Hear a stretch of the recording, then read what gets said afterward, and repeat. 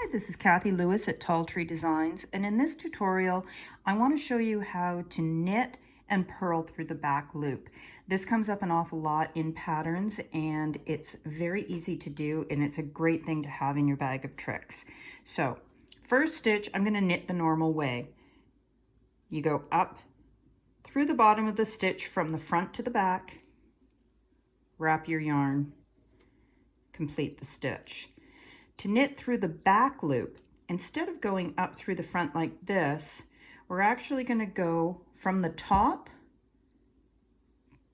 down and out the bottom back, just like that. And then you're going to complete the stitch in the normal way. You're going to wrap your working yarn around your right needle, creating the new stitch, and then just pull the needle through that space and pull the stitch off the needle.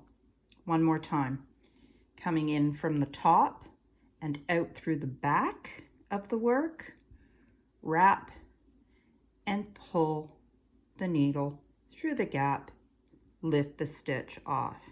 Okay, super easy. Let's do a purl through the back. Bringing my yarn to the front. The normal way we purl is coming down through the top and out the front. Wrap our yarn, complete the stitch. To purl through the back, you're doing the opposite.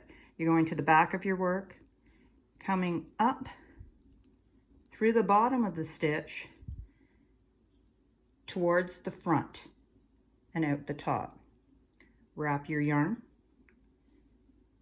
and pull the needle through the loop, lift the stitch off. One more time.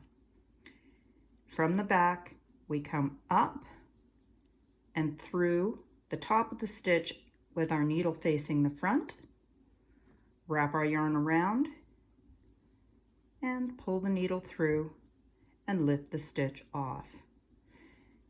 That's knit through the back loop and purl through the back loop.